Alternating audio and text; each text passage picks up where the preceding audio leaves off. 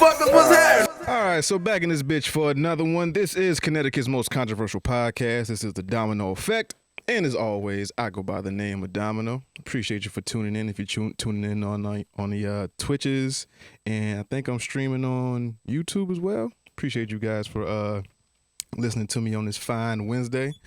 As I said last episode, it is my birthday week, and I had a different type of plan for streaming this week. I was gonna do some video game stuff, but shit don't always happen how you want it to. So this is a different type of streaming. Why not get on my podcast, talk some shit, talk to some people I like, some people I fuck with, and just have a conversation. I'm drinking. I don't know how drunk I'm gonna get. But we got I guess an hour or so. Let's just see where this conversation goes. So the guest I got today on the line, we've talked many times, but never on this specific platform. I support motherfuckers that support me, and I just like dope shit. I've met more genuine people during podcasting than I probably had my whole 34 years of life, and I don't know how it works like that, why it works like that. Shit just works. So on the line right now, we got the host of one of my favorite podcasts, A Pot Amongst Men. We have the Human White Man. We have Stephen B on the line. Hey, what's going on, Dom? That was a hell of an intro, bro. I feel very flattered. Man, when I tell you you're one of my favorite podcasters, or you have one of my favorite shows, and it kind of caught me out of nowhere, where the topic of the show is, well, the whole basis of the show is something I didn't know I needed, type of thing. And you created this space where I can listen to other men go through things that I guess go on in my head that I think no other man is going through, or is just uncomfortable to talk about. So with your podcast and the guests that you have on and the topics that you discuss, I feel like, I got a better sense of myself over like the past maybe year that I've been listening to it. So first off, I just want to, thank you for coming on the show, and thank you for having this great product that is A Pot Amongst Men. I appreciate that, bro. It's an honor. I told you for a long time that your show was one of the things that got me started in podcasting. So, that means a lot coming from you. Mm-hmm. That's high praise. Yeah, man, it's funny how the world works, man. So it sure is. I mean, you said something about meeting more genuine people podcasting than you have in your whole 34 years, and I got to tell you, bro, that I've noticed the same thing. Like it just seems like I think when we get older, we know what we look for in a friend and just somebody that we genuinely like to talk to or be around. And it seems like, especially with podcasting, you could find people from all over the fucking place. So, Oh wait, I can curse, right? Yeah, say whatever the fuck you want. All right, fucking A. But no, I definitely have met some people that I would have never otherwise gotten a chance to meet, and I'm truly, truly grateful that I have the chance to talk to. I feel like you and I talk. It's true. You and I actually talk more than the people I grew up with. Yeah, see? We exchanged numbers a while ago, and me and Steve just keep in contact. Be it, we don't talk every day or every week or every month for that matter. But it's just like, if something's going on, like a common interest thing, we'll hit each other up, share some ideas, talk real quick, and then he just goes off into the ether. But I do appreciate you being on the show. Like I say, you are one of my favorite podcasts that I look forward to listening to, because I want to know what type of perspective you're going to bring that day, or who's the guest, or who's the doctor, or who's the friend that you're going to bring on the show. So, for creating this space for men. Now, what made you, I guess, want to create this type of podcast? Was like, all right. So if we're going back to the beginning, this is probably around like 2017. That's when I really got into just podcasting, being as a listener. And my day job is very conducive to listening to headphones all day long. Right. So it was perfect, and I just kind of dove in, head first. And when I got married later in 2017, and now if anybody's familiar with me, the story. I kind of had an instant family situation where I went from being single for 9 years and living on my own to all of a sudden having a wife and a kid, and now in-laws live with me, and it was a big, big change for me in my life. And I came across this one particular podcast. It was called 36 Chambers of Fatherhood. I know those guys, they don't really do it anymore, but shout out to Nick Rusher. He was one of the hosts, and it was just about dads and like the everyday shit that dads go through. And it was exactly what you said, where it was like, it's something I didn't know I needed, where I was adjusting to, you know, my new roles as a husband and a father. And I just hearing these guys talk about the stuff they were going through and realizing like, holy shit, like this is the same thing that I've been stressing about for, you know, months now. And these guys are talking about it. So it's like normal, and it normalizes some of the things that you go through that you, like you said, you think you're the only one dealing with. And I was like, oh, you know, that's really something. And then hearing you and Bobby and Hesh, like you guys were able to talk about like the nerd stuff that I loved my entire life, and talk about movies and comics and games and all this stuff. And you could just, it was like three friends, you know what I mean? Even if you got, like, I know you and Bobby you and Hesh grew up together, but Bobby was, my point being is that the way you guys did it, where you didn't shy away from anything, like I was like, you know what? I really feel like this is something I would enjoy doing. And it's not like I wanted to get into it because I wanted to be famous or anything like that. Like, I just love I love the audio platform of podcasting, and I love the idea of making my own. So I was trying to think, like, what the fuck could I do? Because I mean, let's be honest, like the world really doesn't need many more, you know, white guys podcasting in their fucking living room. We only podcast period, but you know, there's too many out there. But go ahead. Yeah, but I just wanted to find like a niche, basically, because you guys had what I thought was a phenomenal niche, and it shows in the quality of the content. Thank you. But of course, but for me, I was like, what the fuck can I do? Like, I love learning about politics and shit like that, but I don't know enough about it to, at least to make a podcast about it. And I was like, you know what? These same guys that did a fatherhood podcast, what if I did something where it was just about being a man? Because this is around, like, you know, the Me Too movement was really in its prime at the time. And there's all this talk, people talk about, toxic masculinity, and, you know, men do all this shit. And I was like, well, I know a ton of good men. I know guys that are been out there, the stand-up guys that have been doing the right thing their whole life. So I was like, what if I was able to find a way to make kind of like a mix of everything, but targeted towards real life, everyday guys, you know, the guys that you really don't hear from, like you hear from, you know, actors and comedians and musicians and stuff like that, and DJs. But what about the average guy? I remember listening to podcasts where they were talking about, you know, listening to like somebody like Joey Diaz talk about taking the bus from Jersey City to Hoboken. And I was like, just shit like that's relatable and every day. Right. But that nobody really talks about. I felt like I enjoyed that more, and I identified with that stuff. You know, so I was like, what if I could do something for the average guy who maybe doesn't realize he's struggling, who just knows shit is hard, and that, you know, he's kind of, because I'm not sure if you're aware of this or if the listeners are, but there's a real crisis with men today, just men as a sex, in that we're lonely. It sounds simple, but it's, if you consider this, like when you're young, when you're in high school, like, you know, young 20s and stuff, you have a ton of friends, you're out all the time. But as you get older and, you know, real life responsibilities start piling up, maybe you got kids, you have a career, you have a job, you have a family, you have a house, whatever. Like, you don't have time to go hang out with your friends constantly. You know, you don't have time to just go sit at the bar and just bullshit about life with your, you know, your buddies. Like, you have responsibilities, and that takes precedence. And as men, we kind of just always, historically, you just suck it up, and, you know, yeah, it sucks, but this is what life is as a man. Like, this is what you have to do. Yeah, these are the rules you abide by. Yeah, it's like there's this little box of rules that you have to abide by as a man, and if you stray just one step outside that box, then, you know, other men are gonna, you know, they're gonna call you out. They go, oh, you know, the fuck's your problem? Stop being a crybaby. You know, stop being a maggot. You know, yeah, stop being a maggot. You know what I mean? Right. But it's stuff like that, and it's, where do we get these ideas from? You know, like, because we're sitting here suffering in silence. We're lonely. You know, there's plenty of guys who don't know how to talk to a female, so they can't build real, you know, enriched and fulfilling relationships in their life. So they sit there alone. You know, all you got is, you know, video games, or God forbid you're one of these fucking sickos on like Reddit till 3 a.m. every night, or, no offense to anybody who's on Reddit, but what the fuck are you guys doing?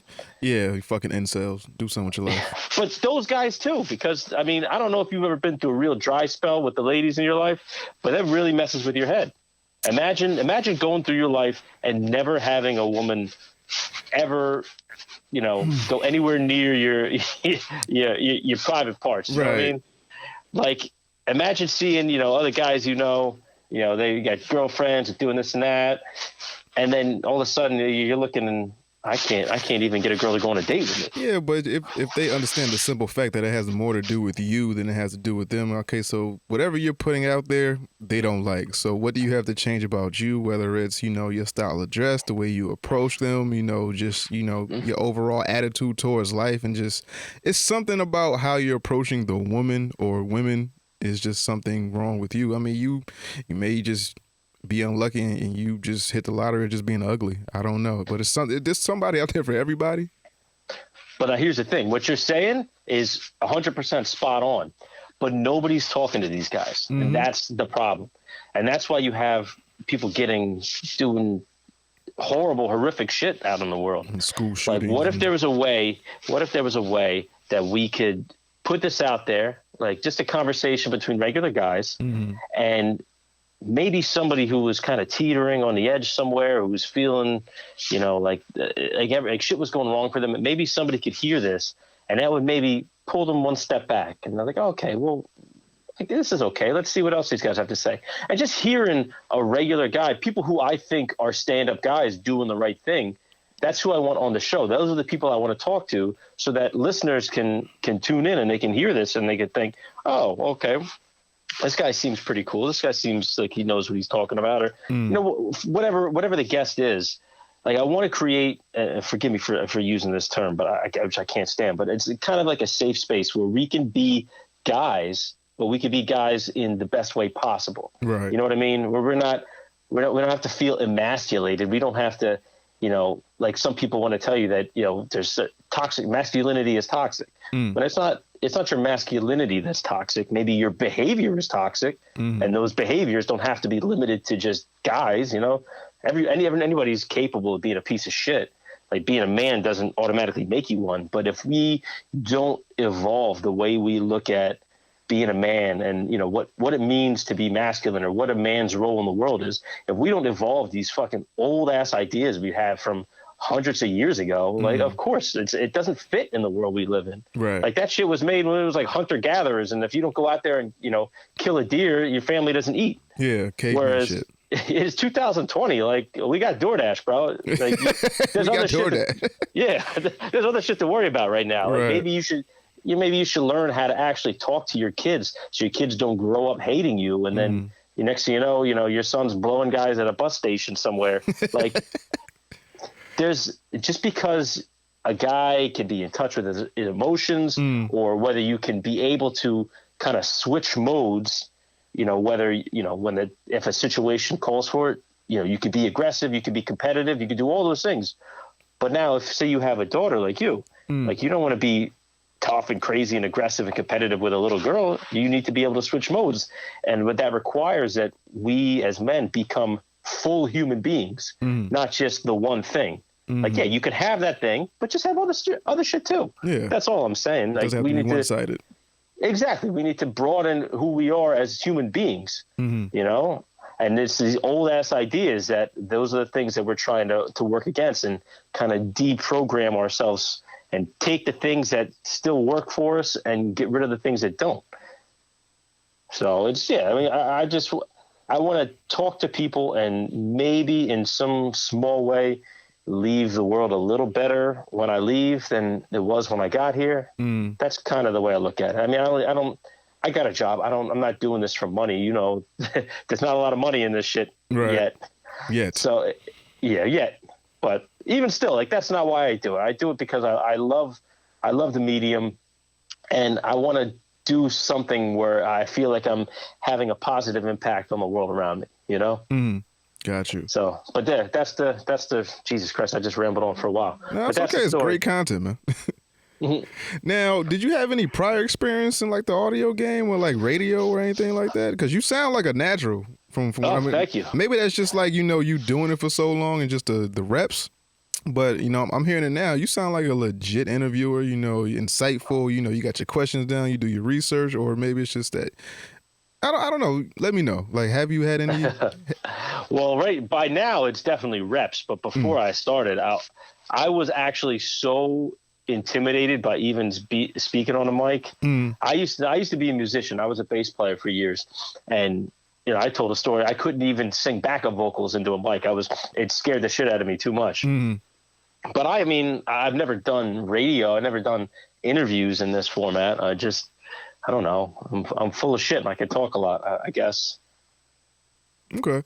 Now, correct me if I'm wrong, I might be. Now, I feel like every guest that you have on the show is just like a culmination of you and what you deem important or just who you are as a person, because every guest is maybe like a doctor or a psychiatrist, so you're into the mental health thing, you're into helping men or just people in general.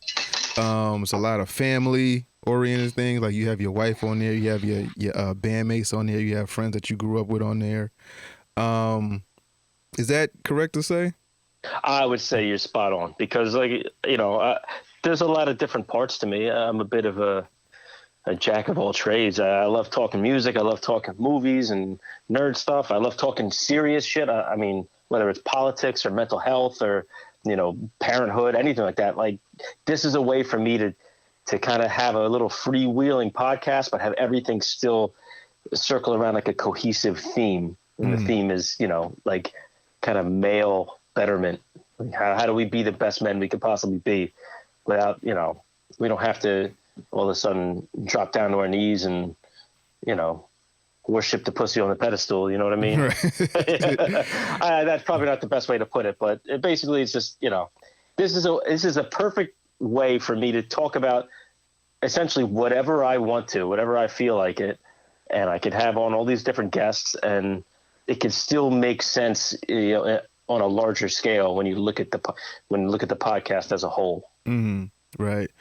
Now, at what point did you find out that you had some toxic behaviors? Was it before the podcast? Was it during the podcast? Was it after talking to a certain person? I would say probably 8th grade. 8th grade. Yeah. I mean, I was always a pretty introspective as a person in the sense where, like, I always kind of second guess myself and think about what I'm doing. And I just noticed I had some bad role models in my life. I haven't always had the best relationship with my biological father, which, to give you an idea of what that's like, we don't even speak and haven't for like the last 5 years. But I noticed I've had a lot of examples of how I don't want to be. And most of my life, I've kind of been able to spot, where those things kind of taken root, over my upbringing. And I've seen it in, I see something in myself where I'm like, I fucking hated that when my dad did that. Like, I don't want to do that. And that was kind of always, my North Star. It was like, did I like it when this happened to me? No. Well, then I don't want to do it. And it's, it's a lot easier said than done. Right.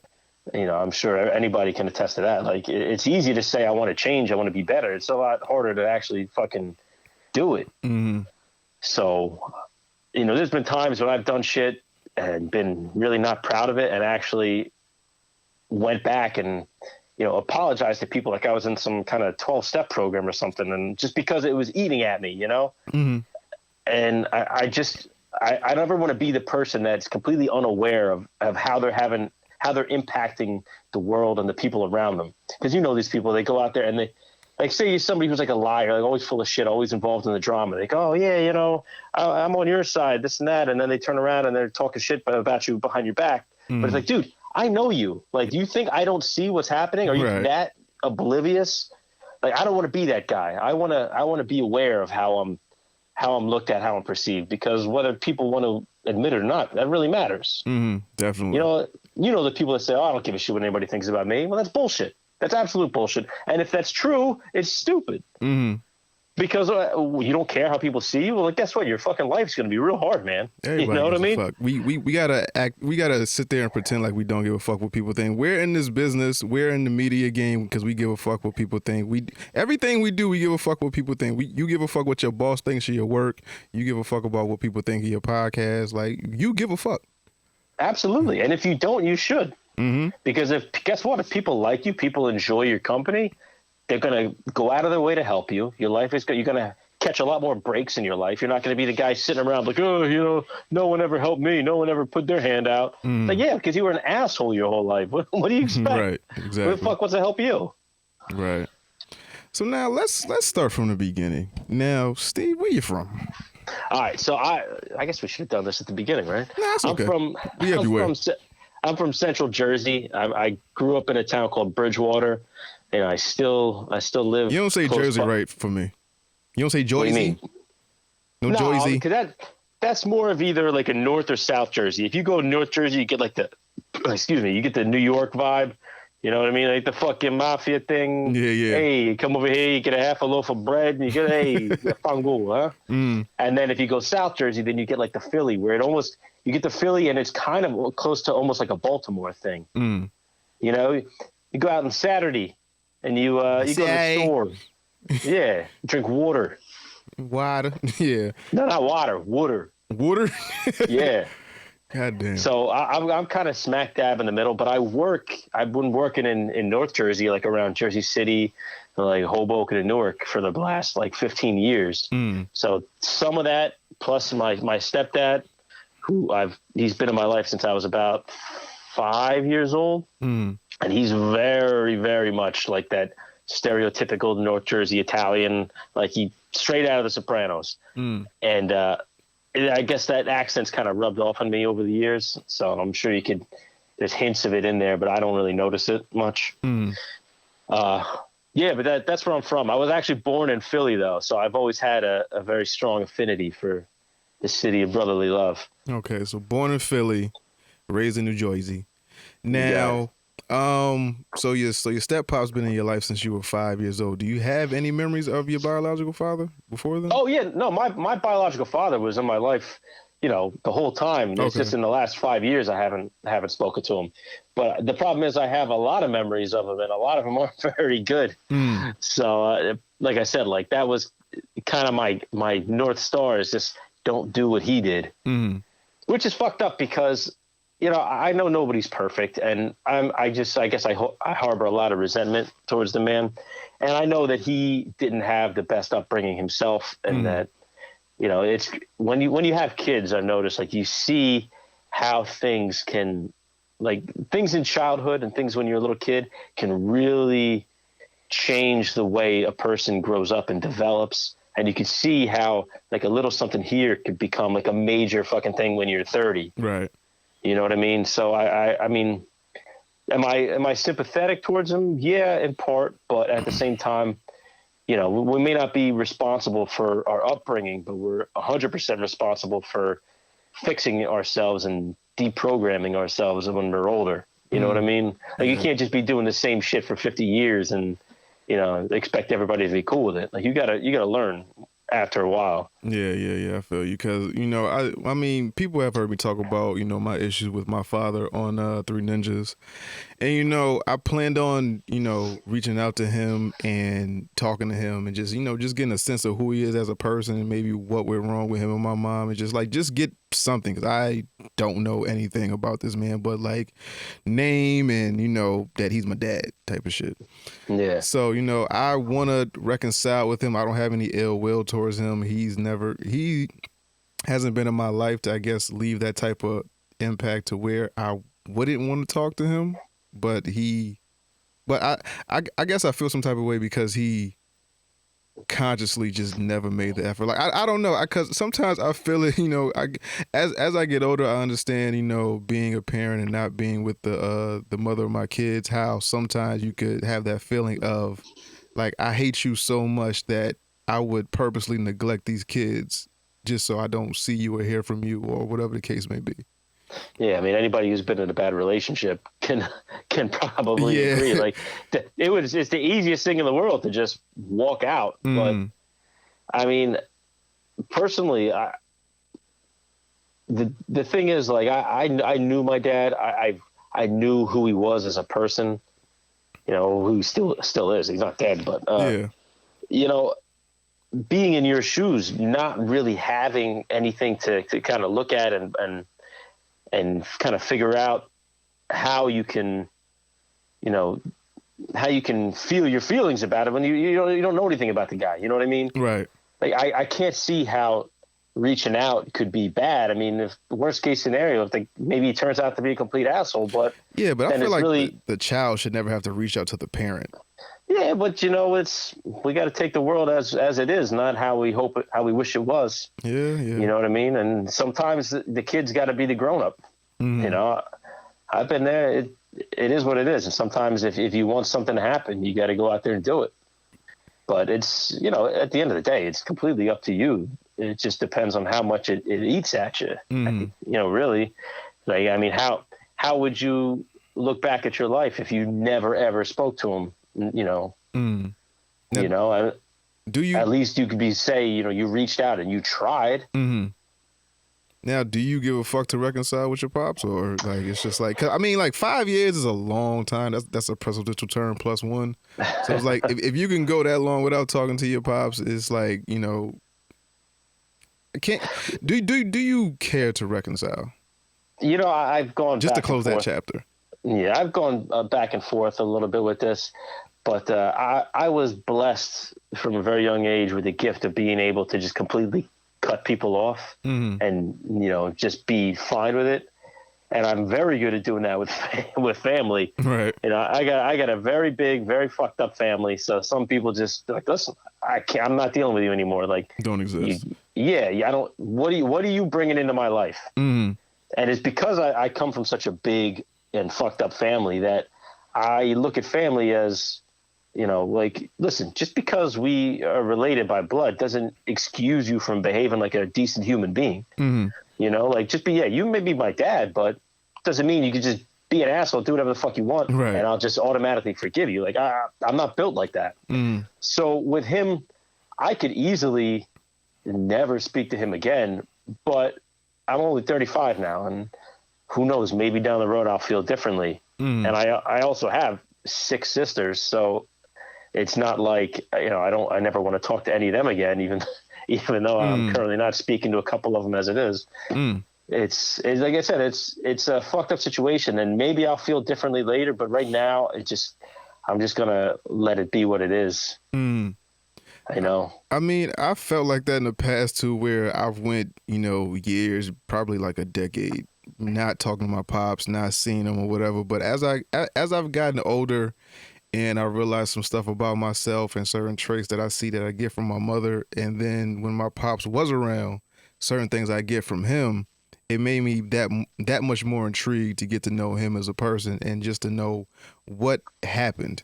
And it was one day where I was watching something on TV, and I think like a similar thing had happened. Well, not as extreme, but it was like this guy had an argument with his dad or his mom or somebody that he was close to, and then they wind up passing away just unexpectedly.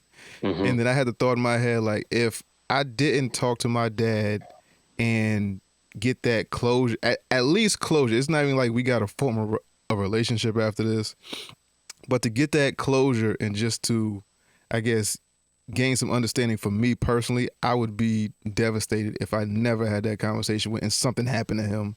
And then with him being an older man and, these times in COVID, I'm like, it's a strong possibility that, I've been putting this thing off for maybe like 2 years now. And then like, hey, I feel like it's time. But then like, I guess fate has like another course for me. And then something happens to him and I just can't have that conversation no more. Yeah, well, just to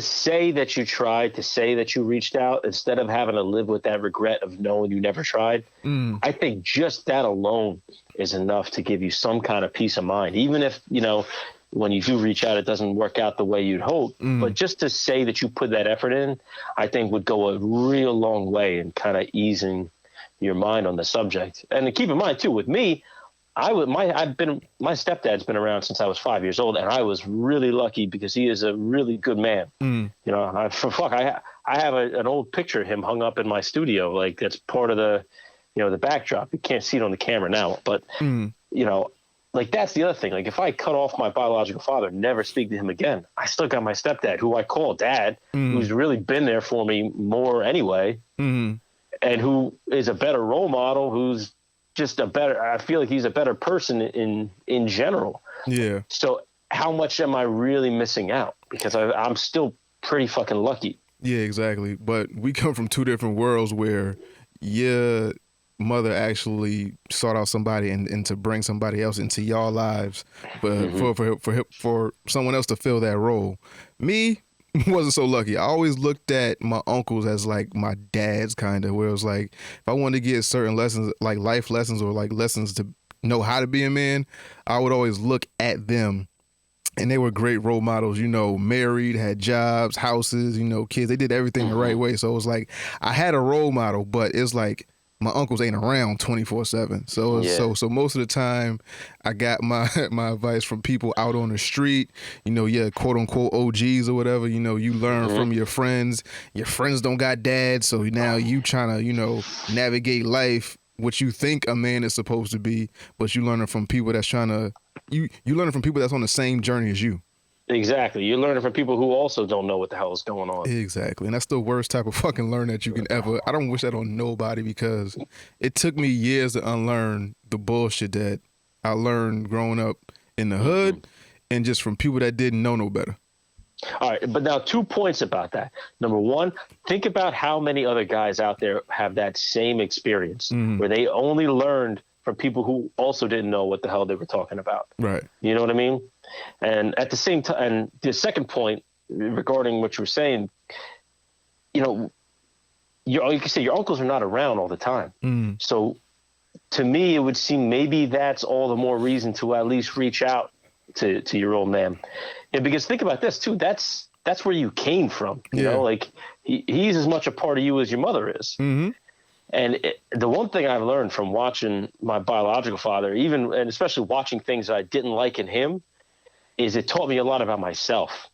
You know, because it's one thing to feel a certain way and see something in yourself that you don't like. It's another thing to see it in someone else, you know, to see it on an external source. You're like, holy fuck, like I do that same shit. Do I look like that big of a jerk off when I do it? Yeah. You know? But that in itself is super, super valuable when it comes to kind of essentially just getting your shit together. You know what I mean? Yeah, because last time I saw my pops, he did something. I was like, oh, shit, I do that. And I'm like, okay, that's where I get it from. And that just made me more wanting to get to know him, even if it's just like I said, to close that chapter or just, you know, build some type of bond, because, you know, as I'm getting older, so is he. He ain't going to be here forever. Yeah, and it's important to know where you come from, you know? So I would say if you have that opportunity, you know, maybe don't waste it. Yeah, I mean, you know, I said I was going to do it this summer, and then COVID got in the way, and then I was scared to go outside. But, you know, I'm going to stop being so much of a bitch. And I mean, I don't know. I don't know what COVID's going to do. You know, COVID might have another plan for me. But, you know, I'm gonna set up something, even if you got to come to the house, and, you know, we could just sit and have drinks and just chill or whatever. But I got to figure out something. Hey, all it has to start with is a phone call. That's all. I mean, I got his number. I don't know. Yeah, I'm scared to call him. Like, I don't blame you. I would be too. There's nothing wrong with that at all. And then it's like it should be nothing. Yo, that's your father. You should be able to call on your parent when you need him. Yeah, but you don't have that relationship. Yeah, you don't have that. I mean, he's kind of like a stranger. Exactly. No, but he is. I mean, effectively, he is. So that's not weird at all to say that. You know what I mean? And I will say this. This is something I just talked to my son about yesterday. Now, you know, being brave doesn't mean you're not afraid. Being brave just means you feel the fear and you do it anyway. Right. So be afraid. You know, embrace it, but fucking do it. Feel those fucking feels and just do it.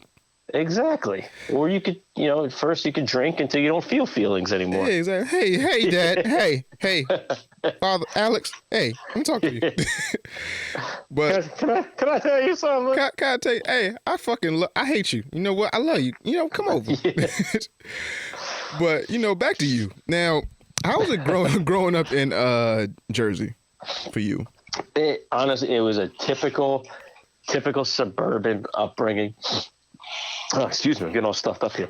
It wasn't noteworthy. I'll say that. The only thing noteworthy in my life, I would say, was the dynamic between, coming from a broken home, so to speak, where my father lived in Pennsylvania and my mom lived in Jersey, and going back and forth weekend to weekend, and getting a firsthand view of how a relationship can go wrong and everything can kind of go wrong thereafter if two people can't get on the same page, and what that can do to the kids involved. Right. So that's probably the only noteworthy thing about my life. That and I played music for a while, so I got to play in Atlantic City, and that was all I ever wanted to do. So that's it. Now, how'd you get into music? Was that something that you grew up with around the house, or was it something that you was just naturally drawn to, like with kids outside, or what? So when I was a baby, when my mom was pregnant with me, my dad used to put headphones on her stomach and play like fucking weird, like smooth jazz shit. Like remember me and you talked about George Benson? Yeah. Like he would do shit like that. He would just put headphones on my mom's stomach. And, after they eventually split up, I was only 3, but every other weekend my dad would come pick us up and we would drive and he would play all these songs and he would try to quiz me on who it was. And it just became kind of part of my DNA at that point. So, I just grew up and all these different periods of my life were just kind of defined by the music I was listening to at the time. And my best friend, Drew, he is a pretty talented guitar player, and he was in bands, and I was like, bro, I want to learn to play. He's like, oh, you want to take my old bass and I'll teach you how to read tabs and you can just kind of learn whatever song you want to learn. I was like, all right. So when I was like 20, he gave me his old bass for like $30, told me how to read tabs. I was just sitting in my room one summer playing like fucking My Chemical Romance songs and, like Avenged Sevenfold. Right. And I literally taught myself how to play. And then within the next year, he was starting a band and asked me if I wanted to try out. Tried out. They said, oh, you're pretty good. All right, let's go. You're in. Self-taught. And the rest is history. Self-taught. Now, I just want to let you know the bass is one of the blackest instruments that you can play. So I love you for that. And you know what? I'm going to tell you something. That's not news to me. I'm very much aware of that. As I've told some stories. Just anytime we play, I eventually was in a cover band. We played more stuff that was, more bass centric and had a little more funk to it. And anytime there was black folks at the bar or the club we were playing at, they would always make it known, oh, Mr. Bassman. Yeah, look at that white boy. Look at that white boy go. Okay, I see you. I see you, white boy. Now, so you started a cover band at what age? So I'm guessing like 20, 21, like early 20s. All right, so the first band, I was the original founding member of Arms Like These. It was like a heavy metal band. And as a bass player in a metal band, it's kind of like, it's unnecessary. They don't let you shine at all. Okay. So I fucked around for like a year. I joined another band for a little while and I didn't like that. And then me and Drew, we eventually started a cover band where we would just play all around like the Jersey Shore. We'd go all the way up kind of like the East Coast and just play bars and clubs and stuff like that. And it was just fun, but it ended up being good money, but it didn't last long because, as with most bands, it's like a marriage, only you don't get to sleep with the people in the band. You know what I mean? So it's like kind of like all the work and none of the enjoyment. Right. But, it ran its course. The band is still around and there's only one original member left. Everybody else has since quit. But, it was fun while it lasted. I'll say that. I mean, do you check them out from time to time to make sure that they still, I guess, how they're doing? Or the band itself, the fucked up thing is that the band itself got way bigger after I quit. So, I mean, I don't think I got to enjoy the best years of it. But I was there for the beginning. Like me and Drew started that shit in his basement, and then just kind of took off from there. You know how fucking pissed I'd be if I started Three Ninjas and then I got kicked out or I left or some shit and then they replace me with somebody, then it just got bigger than I could have ever imagined, I'd be fucking livid. You know, I was for a little while, but then when I realized that pretty much everybody else was going too, I was like, well, it's not just me, so I don't feel so bad. You don't feel as bad, yeah. Yeah, and I got to play at all but one of the places I wanted to play at before I died. So the one place I didn't get to play at was Starland Ballroom in Sayreville, New Jersey, and it was where I went to see most of like my favorite concerts. I never got to play there, but I did get to play at the House of Blues in Atlantic City. So that was good enough for me. I'm pretty happy. It's a dope thing to put on a resume.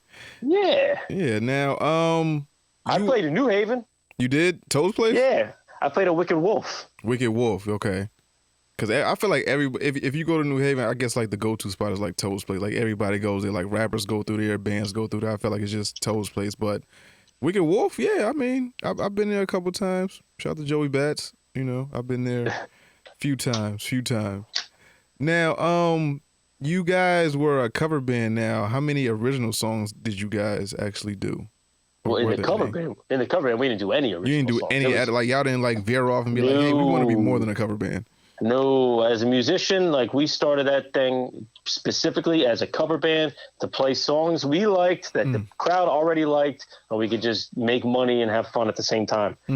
So, because I've done the original thing, and it's a tough racket, man. Especially in the kind of music we were playing, like it's not a big audience for that anymore. I mean, if there is, I don't know, but playing covers, bro, like. I mean, how many rock bands you know that are going out to a bar playing Beat It? I mean, unless it's in Vegas, not a lot. You know what I mean? Like we played Beat It, we played not Van Halen, Bon Jovi and like Journey, and we played Are You That Somebody by Aaliyah. Like wow. Bro, our whole thing, we wanted to just play stuff that people weren't expecting to hear. You know, and it was fun because me and my friend Drew, we always kind of had eclectic taste in music, and this was like a perfect opportunity for us to get paid and perform and just play shit that would kind of throw people for a loop. So it was a lot of fun. So now after the cover band ends, what's your next I guess journey from there? After the cover band, it was like radio silence, I think, until the podcast started. So you were like just a normal regular guy working a 9 to 5. That was it. Well, you know, when we were in the band, like the one thing people don't realize, like you think, oh, you're in a band, you're out there partying all the time, meeting women, doing that, getting paid. But yeah, we got paid, we played a lot, but you got to keep in mind, while all the girls are at the bar drinking and partying, you're on stage working. You know what I mean? So yeah, you can make eye contact and talk to a girl in between sets and shit, and maybe get a number. But at the end of the day, by the time the place closes, like you're just getting off stage, like you don't have time to mingle really. Like if you're coming off the stage a fucking sweaty mess. So like, who the hell wants to, who wants to rub up on you like that? I sweat a lot. As an Italian man, like I feel like my blood is too thick for almost any climate. So I sweat profusely, and it's pretty disgusting. But also too, like if you work during the week, you're playing Friday, Saturday night. Right. Where's your life? You know what I mean? You may have weeknights if you're not playing your show then, but it really eats up all of your free time. So it was kind of like a welcome break. I was just like, you know what, let me go out and I want to go out to the bar and hang out. I want to just, not have to do anything if I don't want to. Right. I really took that to the extreme. I did it for like, 9 years before I started the podcast. 9, goddamn. Now I needed a rest. I took a good rest. you needed a goddamn almost a decade though. Hey, what do you want me to tell you? Some people are more tired than others. Hey, now, can you recall, I guess, like the craziest time that you had with the cover band? Maybe like a time on tour, a time at a venue, a time some shit didn't go right. Like, what's up? I remember playing at this place called Secrets in Ocean City, Maryland. Where it was like Ocean City, Maryland is like a big vacation spot, and so Secrets is one of the big clubs there. And we drove down. We had a show Friday night, so I left work early. We went, loaded up all our gear in the back of my car. We're driving down, and for whatever reason, something just like washed over me, and I was like, "Oh, I don't remember grabbing the head for my amp." And And I looked at him, Drew, did you grab my head? And he was like, no. I looked at the other guy, my other guitar player, Brian. I said, Brian, did you grab it? He said, I didn't grab it. So I'm on the turnpike now, and I just like pulled over. I'm cutting people off. I run in the back. I'm looking. I don't have my bass head. So now this is a big show. Like Secrets was like a big place for us. So I'm like, fuck. We don't have enough time to go all the way back and get to the show. So now I'm like calling the promoter. I'm calling the venue, trying to find out, because I knew there was another band playing that night. Trying to get in touch with the other band. And I'm like trying not to crash the car. Luckily, I was able to get in touch with the other band. The guy let me use his shit, but that's not really the craziest story. What else? I got in a fight with the drummer right before I broke up. Okay, what's that story? So we were playing in Belmar, and our lead singer was a female, and let's just say she wasn't the brightest candle in the cake. Got you. She was phenomenal, very gifted, talented singer. But I guess all that talent went to the vocal cords and not so much to the brain. The brain, yeah. Yeah. So there was always something with this girl. And we were playing, and she, in the middle of the set, like she kind of bumped into my bass, and it knocked it out of tune. So we were in the middle of a song, and it sounded fucked up. And she was like, ugh. And she kind of gave me a look. So at the end of the set, I'm like, yeah, you bumped into me, bitch. What do you want to do? Right. So at the end of the set, she's like, you really should practice the songs more so you don't screw them up. I said, what the fuck are you talking about? That's exactly what I was going to say. Bass. You knocked my shit out of tune. Right. I know the fucking song. But you can't even remember the fucking words. And that's not even a talent. Right. So, it got a little ugly between us, but it was whatever. We finished the show, and now she ended up dating the drummer, which I knew was going to be the fucking death knell for the band. Right. So at the end of the show, he's like, bro, like, he's kind of like, you don't talk to my girl like that. I was like, bro, why don't you fucking have a talk with her? Because she's the one fucked up. She can't even remember the words to the songs that we've been playing for a year already. And she's going to tell me to practice the songs when she's the one to knock my shit out of tune. Like, fuck her. Yeah. So next, it goes back and forth. Like, don't say that. Like, I'm like, yo, stop being so fucking pussy whipped. Oh, what'd you say? Next thing you know. Machismo, and then, Yeah. Next thing and Drew's got to get between us, and he's trying to spit on me and stuff. And then, oh no, spit is where I draw the line. You gotta die after that. So then we leave, and he calls me up the next day. We tried to squash it, and he's like, "Yo, just be honest with me. Did you key my car last night?" What? No, I'm like, no, I didn't key your fucking car. Like I was there arguing with you. Well, when would I have keyed your car? Like, well, somebody keyed my car. I was like, bro, it wasn't me. You physically saw me the whole time. So then, of course, the next show we have, we're in there playing. He was outside smoking a cigarette, and I'm leaving now at the end of the night, and somebody keyed my car. I was like, these motherfuckers. Wow, did you think it was him, or just like somebody? It had to have been him. What are the odds that from Belmar to Point Pleasant, there's just a random keyer going all up and down the Jersey Shore? You know what I mean? Just keying shit. Yeah. So I was like, he thought it was me. So now he's trying to get back at me for something that I actually didn't do. And I was like, you know what? Fuck this guy. So I waited till the last show, and I just kind of like, yeah, you know what? I'm not going to make it. I'll see you later. I quit. That's the last time Steve ever worked with someone else. That was it. And you know what? That's probably why I as much as I would love to have a co-host on the podcast, that's probably why I still do it by myself, so I can stay in control and I don't have to deal with somebody else's bullshit. Yeah, I remember one episode you were thinking about getting a co-host. You didn't know if you wanted to get like a friend that you didn't know that would commit all the way. You wanted to get your wife maybe. Like, are you still looking for that, or is like you just? I still go back and forth with the idea. If I had my wife as a co-host, it would have to be a totally different show. Let me tell you, you know what I mean? Co-hosts are overrated. Yeah. With this show, I've had 3 co-hosts. As you can see, I'm here by myself.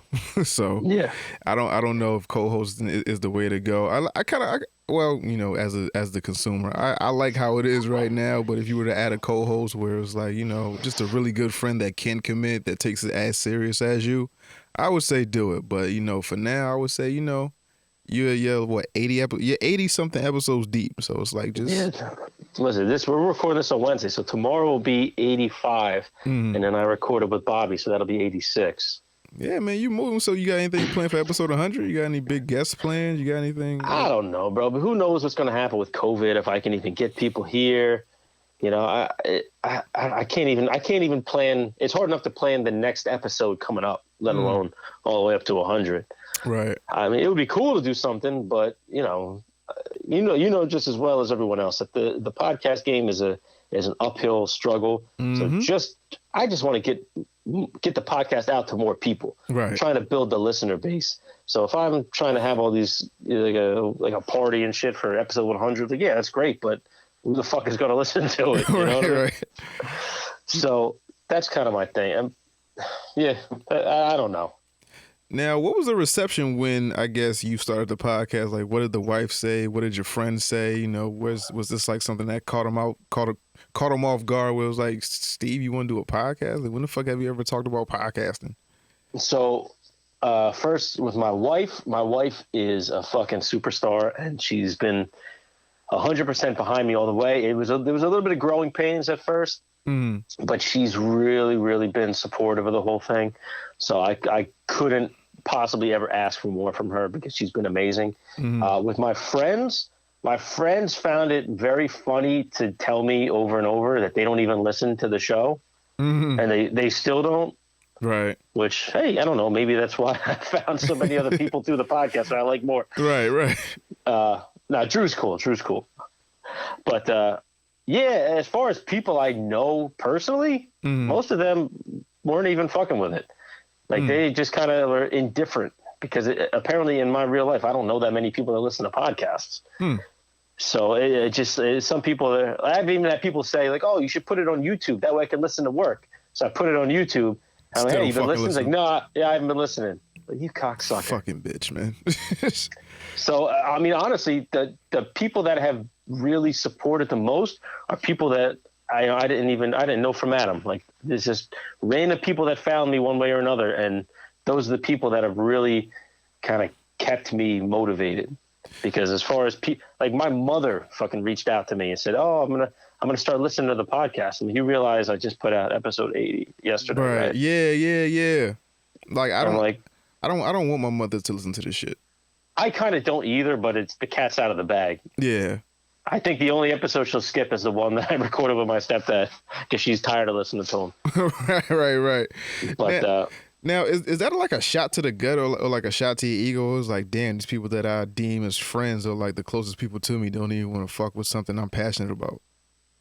A shot to the ego, I would say no, but it's definitely a bit of a reality check. You know, I know that, you know, when you get older, people have families, people have responsibilities. It's, you know, not everybody could do it. But when it comes to like a podcast, like you guys drive to work, like I know you watch shows on YouTube all the time. Like, I mean, is my shit that bad? I would hope, you know, as a friend, if it was that bad, you would tell me, like, bro, right? You know, you're fucking up, dude. You gotta do something with this.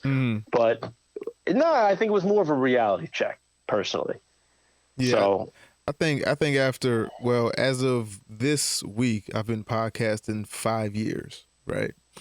And what I've come to realize is that no one gives a fuck about what I do. And I'm okay with that. Like, no one that I personally know gives a fuck about what I do. Like, it's really amazing, isn't it? When you think about it, it is, but then when you delve deeper into it, it's not. So it's like, you know, first of all, some people don't even know what a podcast is still. Second of all, you know, if you've never, you know, shouted it from the rooftops that you like audio or you like, you know, communications and like podcasting, they don't know. It's like, what the fuck do you want to do podcasting for? Third of all, they can't think of you outside of what they normally know you as. So like, you know, you being a host of a show that comes out, you know, whatever you want to put it out, weekly, bi-weekly, monthly, whatever the fuck. They can't see you outside of just normal you doing, you know, whatever the fuck it is you do. Because I remember when I lived with my mother and then I would leave like every Sunday to record. And then it wasn't after till I was doing it for like 5 months. She was like, where the fuck are you going every Sunday? I was like, I told you I was doing a podcast and I was recording and I leave and, you know, yeah. And she was like, oh, okay. It was like, that was it. I was like, okay. It wasn't until recently to where I guess I guess it didn't pick up till like Three Ninjas, where we actually started putting out merch, and she saw me like packing boxes and like, you know, envelopes and shit with stuff, and she was like, "What are you doing?" I was like, I'm packing up, you know, clothes and like merch and stuff like that." I was like, "For what?" I'm like, "The show I do sells merchandise and then we ship it to our listeners." Like, "Oh, you making money now?" I was like, "Yeah, you know, I've been doing this thing for like a few years, ma." You know, she's like, "Oh, okay." And then the episode that she tuned into, I happened to be talking shit about my mother. It was like, Oh God, she's gonna pick that one to listen to. I was like, all right, yeah, cool. But you know, yeah, go ahead. Oh, I was just saying, I don't even remember half the shit I said on these episodes. So I hope my mom doesn't. Like, she's gonna call me up crying one night and like, "Oh, I heard episode 27." Oh, Jesus Christ, I don't even remember which one that was. Don't even remember. You know what I mean? Yeah. Could have said the worst shit in the world. It's Mom, I'm on 80 something.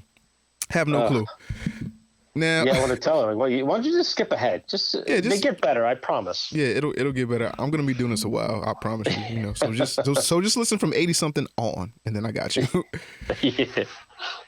Now, with your wife, you mentioned earlier that you went from being a bachelor to a husband and a father, like just off rip, right? Yeah. Now, did you get any advice from your stepfather about being a stepfather?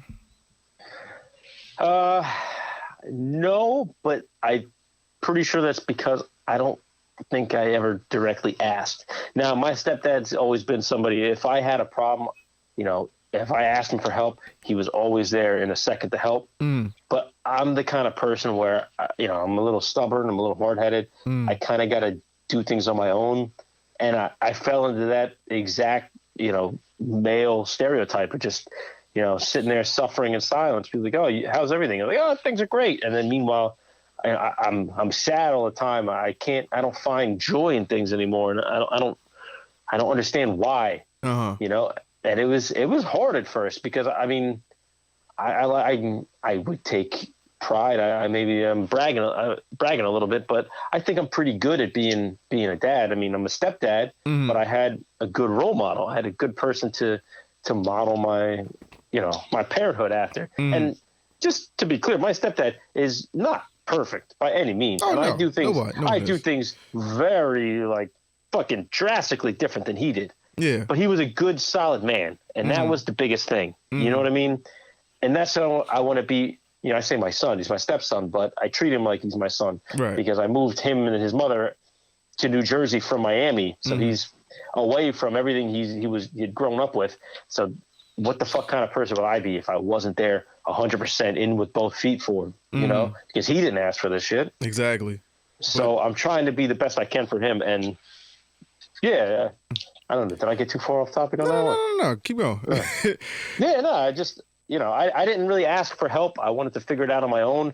And thank God that I found some podcasts and some other dudes that were, you know, just figuring it out too. And that helped me a lot. And just having these conversations, you know, with people like yourself, you know, just being able to talk about something and not feel guilty for having a thought in my head. You know what I mean? Right. Like people feel bad, like, "Oh, you know, I feel like this," and I don't want to burden, you know, my friends, and I don't want to burden my wife. You definitely don't want to tell your wife because then you worry she's going to look at you differently. Right. You know what I mean? So being able to have this space has been so helpful for me.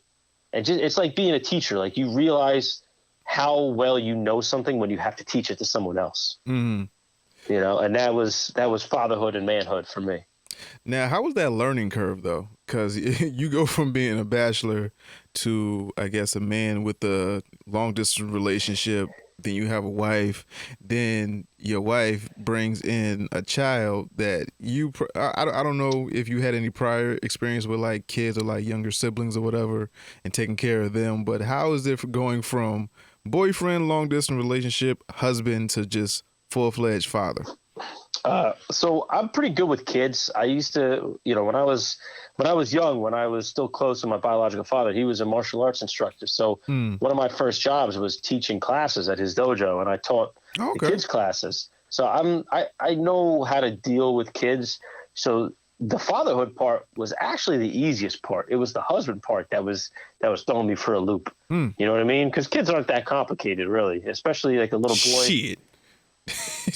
They're not complicated. It just takes a lot of work. That's all. Yeah, I guess, yeah. It's more or less straightforward as long as you're not actively being a piece of shit. Like, kids are going to let you know if you're doing a good job or not. It was the husband part that was hard for me. It took a lot of adjustments. But as with everything else, the biggest and most important virtue in that area was just patience. Just being patient, not losing your cool. Having control of your temper and your emotions. Oh my God, that pays off dividends like you wouldn't believe. Not being a slave to your emotions. Those guys who just.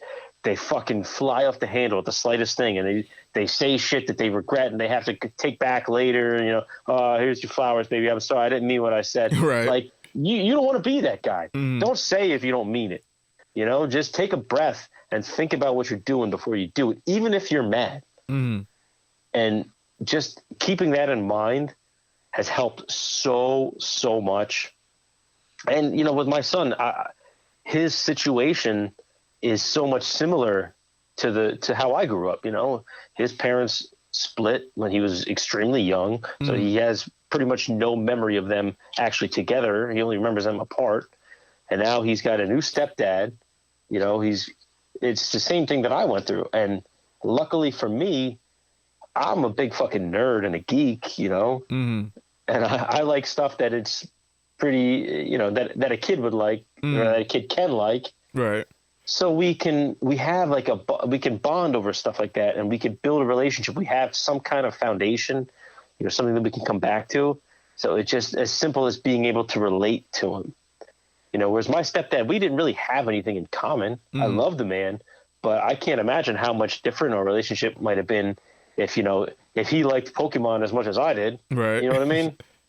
So, yeah, like my son loving it, and then me knowing way too much about it, it ended up being perfect. So we have a really, really good relationship, and I'm very conscious of how I treat him and the things I do and say to him. And again, I'm not perfect. I'm not the best father in the world, but I'm trying, and I think that's what really matters for everybody. As long as you're making a conscious, concerted effort to be better and to do better and to keep your kid's best interest in mind, that's what really matters at the end of the day. Because we're all going to fuck up sometimes. It's unavoidable. And if you don't, you're full of shit. Right. You did. You say you didn't fuck up? Well, guess what? That was a fuck up right there. That was a fuck. Yeah, right. You're right. Now, but that's it. Do you have any advice for, I guess, the husbands to be, out there like myself? Like, I don't know the first thing about being a husband. Like, I think I got the boyfriend thing pretty much down pat, besides a couple errors and, upset women. But I think I'm good. But like, husband, do you have any advice for them? All right. So first thing, disclaimer. I'm not a marriage counselor. I mean, at the end of the day, I'm just a fucking electrician from Jersey, and I could be talking completely out of my ass right now. So take everything I say with a grain of salt. Listen, you've been married for more years than me, so I need some advice because I eventually want to be there. All right, so I can only say what's worked for me, but luckily I think that it's something that can work across the board, and it's patience and communication. Patience in the sense where you're going to get mad, you're going to argue. And it's going to be real easy to say, you know what, fuck you, I'm done with this. It's the easiest thing in the world, especially when you're fucking mad, especially when you know you're right and you're arguing and the other person won't just admit they're wrong. It's the easiest thing in the world to say, I don't need you around. But it all comes down to, do you want this to work? Do you want this to last or not? And sometimes that means taking a breath and talking through things. But I want to be right. Listen. I made mad sense right now, woman. You know this. Hey, Bill Burr agrees with me here, so I feel like I'm in the right here. Right. But being right doesn't always mean it's not always going to bring you to victory. You know what I mean? Now, you could be right and you could win the argument, but you could lose the war. Goddamn, you know what I mean? Woman. And but it's not just like I know what you mean. And I'm there with you. but it's more than just about like sometimes women won't admit when they're wrong, because we know that that's true, and sometimes men won't do it either. But the point is, like, what's the end goal? You know, is this argument worth having? Like, if you're feeling something, you owe it to the person you actually say you love and the person you swore to spend the rest of your life with. You owe it to them to be upfront. You don't. It's not a guessing game. You know, a marriage is not something to play games with. It's time to move past all the shit that we did, you know, when we were young and just boyfriends and girlfriends. Like, if there's a problem, it has to be talked about. And it only works if both people are willing to do that. So you could have all the best intentions and do all the right things, but if the other person's not there with you, then you're kind of doomed to fail. So you really have to be lucky enough to find that right person who's going to put in the same work as you. And it may not always be 50-50. Sometimes it'll be 60-40 or 70-30, you know, but as long as you're both kind of close, you know what I mean? Right. Like, it's work. It really is work. And it sounds like the most cliche thing that I've ever heard in my fucking life, but it really is. It is work, because at the end of the day, do you care about the marriage? Do you want it to work? Well, then you have to work and make it work. And sometimes it's hard. Sometimes you just want to say, like, yeah, can you put on your fucking shoes and let's go? Like, what are we doing here? You know what I mean? Simple. But what does that accomplish at the end of the day? She's going to be mad. You're going to argue, and it's going to ruin the day. And guess what? Now you just took a little chip out of the marriage right there over something stupid like that. Right. So the patience, like having patience and thinking before you speak. Don't do something you're going to regret. Stop and think. That's it. Stop and think. I got a big problem with that, but I'm working on it. Hey, I mean, listen, like I said, nobody's perfect. We all got our things we're working on. But that, to me, that's the thing that I think has helped keep my relationship afloat. Because there's 1.5 million opportunities, or 1.5 million times when we could have just went our separate ways and called it quits, and it would have made sense and it would have been easy, but we didn't. And here we are. We have a nice life here. You know, she let me turn the garage into a podcast studio. You know, I can't complain, bro. And like I said, it only works because we're both doing it. It's not just me. She's putting in just as much work as I am, and a lot of times she's putting in more. So she moved up here. She moved to New Jersey from Miami. I mean, that in itself should say something. Now, for the listeners that don't know the story, I mean, you've told the story to me, you know, twice over. Now, how did you guys meet? All right. So the general story is I was in New Orleans for my buddy's bachelor party, and she happened to be there at the same time for her best friend's bachelorette party. So we met. I went up and talked to her at a bar. You know, nothing really came of it, but I did get her number, and we stayed in touch for like a month or two. And then she ended up taking a trip to New York, and she said, "Hey, you know, I'm going to be in your neck of the woods if you want to meet up or something." I said, "Fuck yeah!" Like, I'm serious. I mean, I know every guy kind of feels obligated to say, "Oh, my wife is the most beautiful." Yeah, listen, I'm going to say this. When I first saw my wife, she was a joint, bro. Like, she was smoke show. Smoke show. Like, to the point where I was like Zach Braff in Scrubs. Like, I was grabbing my buddy Drew's leg. I'm like, "Bro, she's so hot. I'm going to make a scene right now." Right.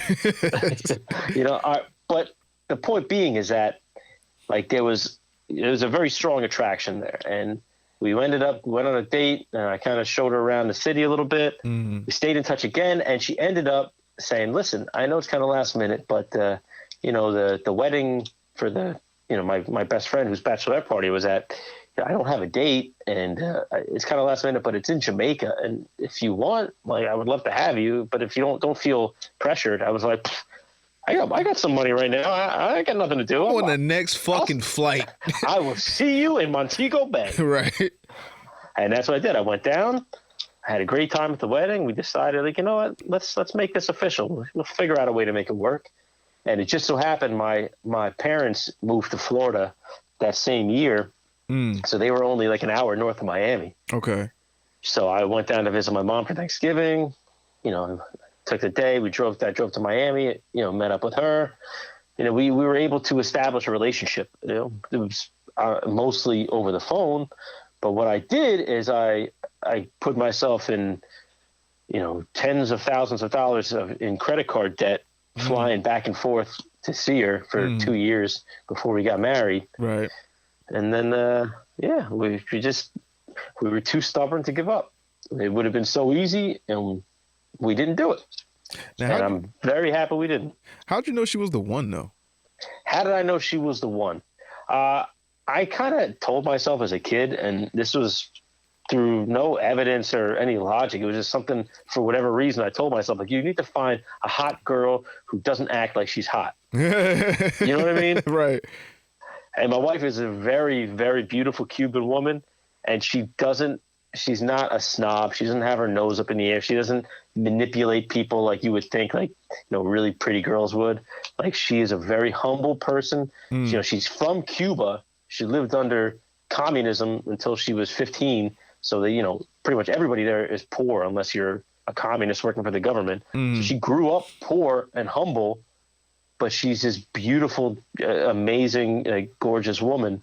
And it was like the best of both worlds, where she has that humility and that she's like, they got the biggest heart. She's so generous. Like, one thing I learned about from being around Cuban people, like when they have nothing, as soon as they get something, their first instinct is to share it with the people they care about that also have nothing. You know what I mean?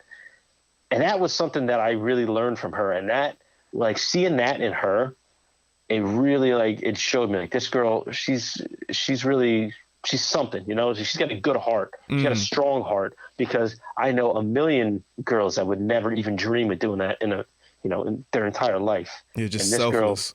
Girl, she really is selfless. And seeing that behavior, where it wasn't just like a one-off, it was, consistent pattern of behavior. Like, she really is a good person. Like, no, she ain't perfect. Nobody is, but she goes above and beyond what I think anybody else I've ever met does.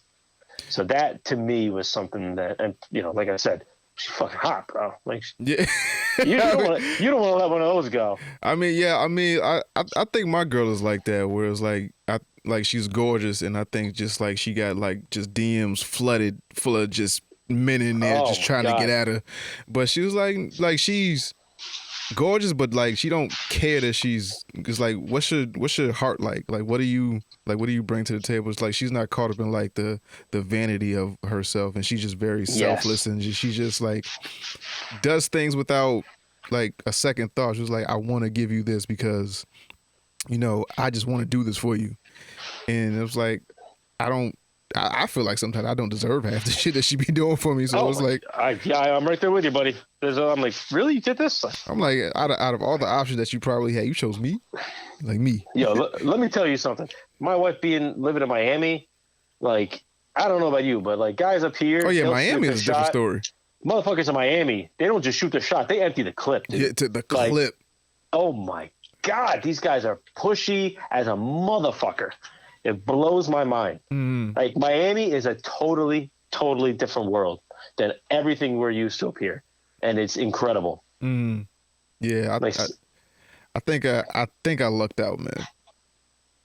So far everything is good. If you really feel that way, bro, then take it seriously. That's all I'm saying. I'm taking it. Give it an honest shot. Yeah, I'm definitely giving it an honest shot. I feel like I'm at that age where it's like, because like the dating pool, like dating now in your 30s is like the bargain bin, where it's like, like every now and then you're gonna find something there that shouldn't be there. Like, you're gonna find a steal, but then a lot of the times you're gonna take something home like, oh, I realized why that was $1. Yeah. Like, well, it's weird. You're 34 now, right? So with guys in the 30s, when you've been either single or you've never been married, you get to a certain point where you get so kind of set in your ways and your routine that it's really hard to change your life for another person. It's like a bridge you cross at one point in your life. I would say generally it's around 35. Maybe it's earlier for some people, but it's like once you cross that bridge, like you're in a different territory where it's really hard to find a way to just to cohabitate with another person. You know what I mean? So it's like it really can be a detriment to wait too long. Although I would never rush anybody because that's also pretty fucking bad. Mm-hmm. But there is a point where it's almost like, all right, your chances of success here have just been cut in half, essentially. Right. Yeah. I mean, I think every guy's got that point. It's just they're not all the same. Yeah, I mean, you take that chance when you wait this long. So it's like, the dating pool as you get older doesn't get any better. You get more people with like baggage and just, triggers, and you gotta deal with a whole lot. So, if you find one that's worth it, keep it, hold on to it, lock it down, do what you gotta do for it. Yeah. But one of the other things too is like as you get older and you date more, you learn a lot about the things you don't want in a partner. Mm-hmm. But the problem is when you date too much, you learn about too many things you don't want, and then like it's almost like everything becomes a deal breaker for Everything you. You know what I mean? jaded to you, yeah. So that in itself, that you get too much experience. Mm-hmm. Right. Now, with the Pot Amongst Men, where do you see this show going? What do you plan for this show? Like, is this just like a fun hobby where like I get to talk to some people, I get to, let out my frustrations, or is it just like I actually want to take this show further than what it is now?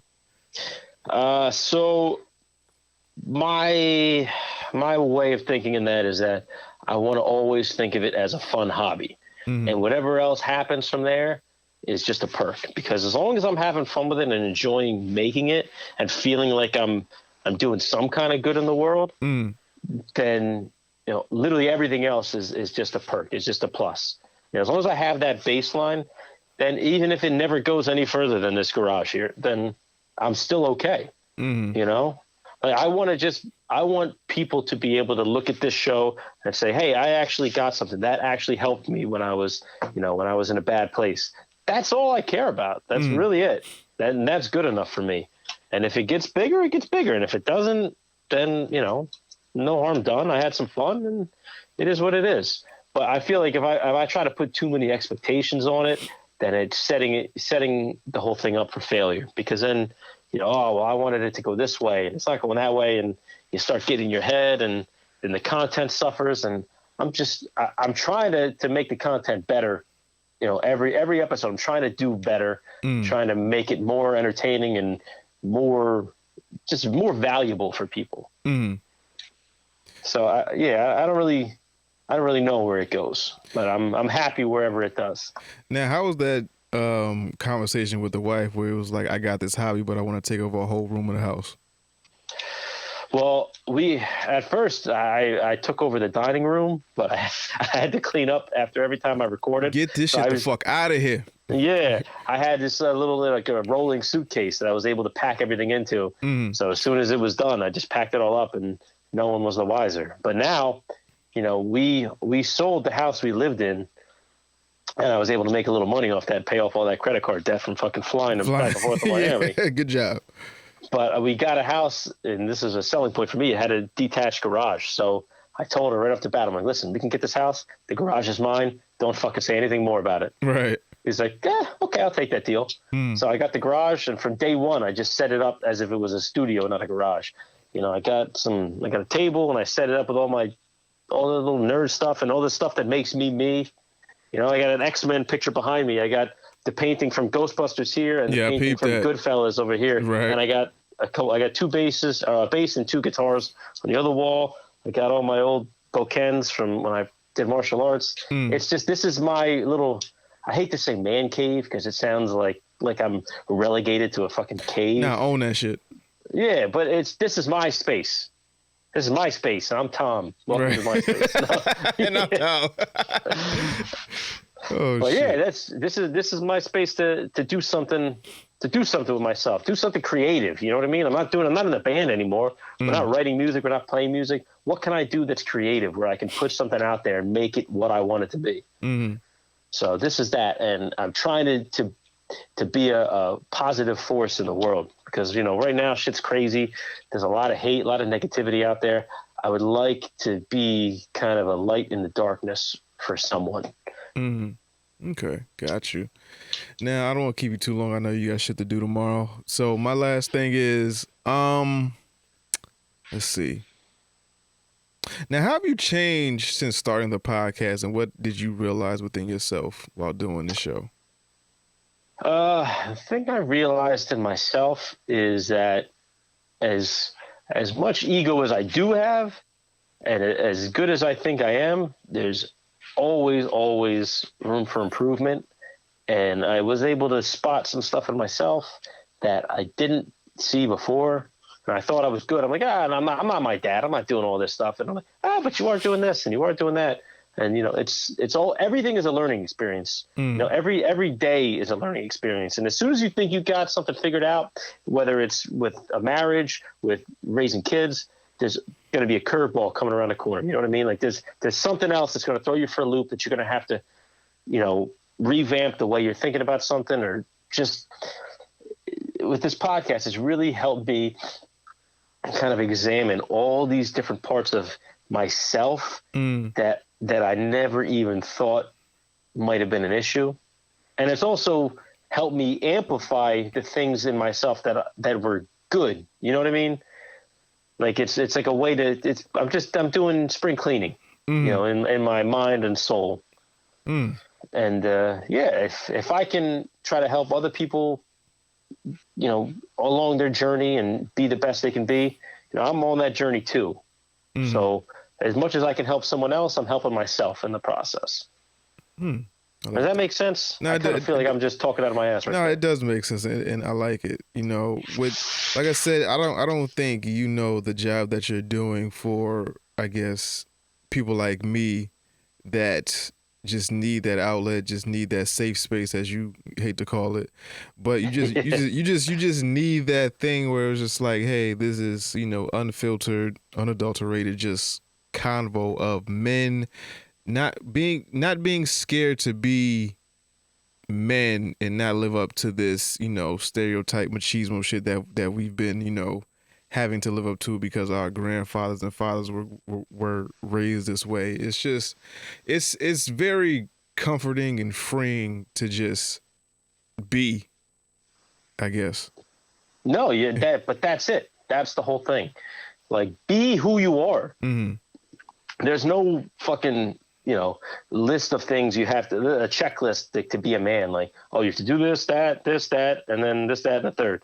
And like, now you're a man. It doesn't work like that. Yeah, it doesn't work like that. We have no like rites of passage. It's not some tribe out in the wilderness where it's, oh, you have to go kill the lion and then now you're a man. Like, we don't have that. We come from a generation where, we're just kind of left figuring this out on our own. Because on one side you have people telling us that, oh, we're oppressors and we're doing this and we're the worst thing ever and we're abusers, and on the other side you have people telling us that, like, you're too soft, you're a sissy, you're not strong enough. So it's like, what are we supposed to do? So this is the space where we try to filter out all that noise. We figure out who we are, but just be who you are. Don't try to be what someone wants you to be. Don't try to be what society wants you to be. All this shit is trial and error. But it is trial and error. And this is a space where we can talk about those mistakes, and I could learn from your mistakes and you from mine. And think about, you and me come from very different upbringings, but we can have a conversation and realize that we have so many similarities. As many things that are different between us, there's 10 times more that we have in common. You know what I mean? And this is a place, because a lot of times I feel like if you look at podcasts, like either, like it's a bunch of white guys sitting around talking about something, or a bunch of black guys sitting around talking about something. And there's not a lot of crossover. And with my show, I wanted it to be like, it doesn't matter who you are, where you're from. Like, the more different, the better. Because that's where the learning happens. That's where you actually figure something out. Like, when you hear about someone who grew up totally different than you, who lives a life nothing like yours, and you realize how much you have in common with that person still, like, that's the good shit right there. That's the meat and potatoes. You know what I mean? Right. So that's another thing I really wanted to do. I wanted to kind of branch it out and just be diverse, but not just for the sake of diversity. Diverse because that's where the learning happens. You know what I mean? Got you. Great, man. This podcast, I don't know what you set out to actually do. Maybe it's, like you said, it may be a fun hobby. Maybe you want to get some shit off your chest, but it's actually helped me in more ways than I can, express right now because you had an episode where you had a couple doctors on and they was saying some shit. I was like, oh, I gotta look inward and try to figure it out with me. I remember you had a testosterone episode when he was talking. That guy fucked me up, man. Fucked me up. Now I gotta make fucking appointments to go get my T levels checked and shit. I'm like, yo, something's off, something's wrong. So now listening to your show makes me want to go to the doctor. I mean, I was going to the doctor before, but it's like, after listening to that show, it's like maybe I need to get, maybe something might be like chemically fucked up and chemically wrong, or maybe it's just like maybe it's all in my head. I don't know, but I need that confirmation. And your show became my go-to excuse for work. It was like every time I did anything wrong, I got this low T. I think I got this low T, man. What the fuck you gonna do? Key, Steve. It's fucking low T. It's fucking low T. It is what it is, man. But I don't want to blow smoke. I really don't. But I feel like you have something here that can be something monumental, even though it's something that for right now that you're taking as a hobby because you can't put your all into it. But I feel like for a man that, who literally physically carved out his own space in his house to just make hey, this is my podcasting, streaming, YouTube, whatever the fuck you want to call it. This is my sanctuary. This is my man cave of me. My studio. This is my studio. This is my shit.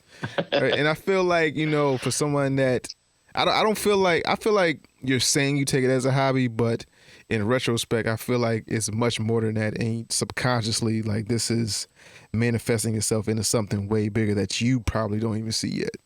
But I feel like you definitely are on to something. You definitely have something. Maybe that's, me listening to a bunch of episodes and taking so much away. Maybe that's just me seeing the future and be like, hey, Steve sounds like a guy that was meant for either this subject matter or just like just tone wise. You just sound like you have it together. You're very intelligent. You know what you're talking about. You know what guests to have on the show. You just know in the direction that you're going. And I tune in every week. I try to tune in every week. If I don't get to it Thursday, I'm definitely gonna get to it Friday. But I just listen to what's next, even if it's a guest or if you don't have a guest and it's just you doing the Bill Burr style of just shooting the shit with yourself and just hoping someone listens and just takes heed to it. It's something that I can honestly say I enjoy, and that's why I call it one of my favorite podcasts. I really appreciate that, bro. And like I said, you were one of the people that inspired me. So that's fucking to nuts. To hear you saying that is nuts to me. You know what I mean? So I hope you're right. I hope it becomes everything that you see in it. So I just want to be a good person. I want to be a positive force. I want to help people if I can, and I want us to all have fun in the process. I don't want us to take ourselves too seriously, but at the same time, not everything has to be a joke. So it's kind of like right down the middle. Yeah, happy medium. Yeah, happy medium, but we have strong opinions on some shit. It is a pot amongst men where we can be the stereotypes of men, but we can also break those stereotypes of men. Exactly. So now, where can people find a pot amongst men? So wherever you guys are listening or watching this, you could pretty much find us there. We're on YouTube. We have a YouTube channel. So, with everything else, please make sure you subscribe and like and support it there. And, it's available on every podcast platform, whether it's iTunes, Spotify, Google Play, Stitcher, SoundCloud, iHeartRadio. And pretty soon it's going to be on. Doesn't Amazon have podcasts now? Amazon does have a podcast department now. So it's going to be on there pretty soon, as soon as I get up off my ass. Yeah, I got the email a couple weeks ago. I was like, Amazon. I'm like, I mean, it's not too far fetched. They got the Amazon video thing going. So why not, reach your hand into podcasting? So hey, good enough for the boys. Good enough for me. Good enough for me. Steve, man, I appreciate you. Every time we talk, it's always a good time. You always have something insightful and something that I take away from the conversation. So, as always, it's just great talking to you and chopping it up with you. Like I said from the beginning, it's motherfuckers I've met during this podcast and shit more genuine than people I've met my 35 years in real life. I mean, 34. I don't know how old. I'm drunk. So my 34 years in real life, where it's just like, you know, you meet these people, whether it be common interests, whether it be just genuinely good people, and you know, I just meet these people and we just click, and now we have episodes on all platforms. I've been on your podcast, you've been on both of my podcasts, so it's like, you know, Steve is the homie, man. Hey man, listen, that's what it's all about. That's the beautiful part of the internet. Aside from all the terrible shit that's out there, like if not for the internet, you and I would never be able to have these conversations and like realize that, you know, there's a kindred spirit there. Like, you know, like you said, we come from different places, but we're like-minded individuals, and we found, you know, I like to be able to call you a friend. You know what Definitely. I mean? Even though we've never even actually hung out or recorded in person. But Yeah, we gotta change that soon, man. I don't know how scared you and your wife are of COVID, but we can make that trip to Jersey. well, listen, we're going on a trip, you know, on Saturday, so I think my wife, her cabin fever has overridden her fear at this point. Right. You know, and I've been out the whole time at work, so nothing really changed for me. All right. So I'm ready to do it. All right, so you know we'll talk offline, and you know we'll set something up. We'll see what the boys is talking about, and you know we'll get that shit done. Fucking A, buddy. Hey, Dom, before we get out of here, I just want to say thank you because, you know, as someone who's a content creator, someone who has more than one podcast, you got a lot on your plate as it is between the podcasts and your own life, your own responsibilities, and the fact that you took the time to actually, you know, reach out to me when I you know, I would share some thing about Three Ninjas or something, and you actually, you know, responded and talked to me, and not talk to me like you were just kind of yesing me to death. Say, hey, you know, thanks, appreciate it, buy the merch, see you later. But you talked to me like a human being, and we actually, you know, converse like men and then like real people. And not everybody would do that. And the fact that we're here now, being able to have these conversations, I want to say thank you, and thank you for supporting this show, this little rinky-dink engine that could, you know what I mean? But if it wasn't for you being the genuine person you are, then none of that would have happened. And if it wasn't, there's been times when I was ready to just throw in the towel with this whole thing. And like you mentioned this as well. It's like when you're about to be done, when you think you're ready to give up, there's always that one little spark, that one little piece of positivity, that little piece of support that somebody somewhere throws out to you, and it's just enough to keep you going. And on more than one occasion, you've been that spark for me, and I want to sincerely say thank you for that. Likewise, man. You've been that spark for me many a times where it was just I felt like that, you know, I want to give up. I want to, you know, stop doing this. Like, why am I doing this? We're not reaching the people. Like, we're doing this shit is for hard, man. seemingly no reason, but it's just like you get that message, you get that DM, you get that just extra oomph. You know, you just get that, and then it's like, you know what? Now I know why I'm doing this. Now I can, you know, push forward like a few more months, a few more weeks. It's just like that one comment, them few words, because when I took a break from Three Ninjas, and you know, the support I got with people not knowing why I was gone, and them just, you know, just saying, hey, hope you good, you know, don't worry about the show, come back when you ready, just know we waiting for you, we fuck with you, you know, we can't wait to hear you again. And that, like, people from across the fucking nation, people across the world sending me messages, this little known podcaster from Connecticut. It's just it means more to me than y'all will ever know. And you know, I want to give that love right back to you and everyone else, man. Hey, well, that love is there for a reason, buddy. You know, it's a two-way street. Definitely. All right, so time to stop blowing each other. All right, so well, I guess I have to get divorced now. all right, man. So, you know, everybody go check out A Pod Amongst Men, you know, on all your podcasting platforms, SoundCloud, iTunes, Google Play, Stitcher, Spotify, YouTube, iHeartRadio, Amazon soon, you know, wherever the fuck you get your podcast. Me and Steve Make sure you follow me on Instagram and Twitter. Follow Steve. At A Pod Amongst Men. A Pod Amongst Men. If you can't spell, I'll put it in the fucking description, because I know you niggas got a lot of fucking problems with words and shit. You know, amongst, you know, it's a word. word, but you know. Wow, shots fired. I mean, yo, I don't care about a lot of motherfuckers, but a lot of you niggas are stupid. So I need y'all to learn.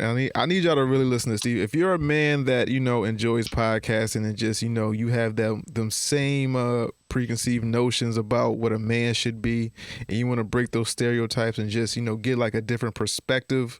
You know, I like to learn about people that aren't like me. So, you know, being a listener of Steve's podcast gives me a extra insight. And people I would probably never fucking talk to, just these psychiatrists and doctors that he has on his show. I would probably never, you know, think to have on my show. But, you know, you get a lot from a pod amongst men. So I want to do as much as I can to support you, just like you support me. And you have good shit. So it's like, you know, I want to do as much as I can. So we're a multivitamin in podcast form. Right. So, on that note, one thing's for certain, we're too much for these niggas and three much for these hoes. I go by the name of Domino. That's Steve B from A Pot Amongst Men. Yo. And we out of here. Domino, motherfuckers, what's happening? C'est tout. Yeah, all right.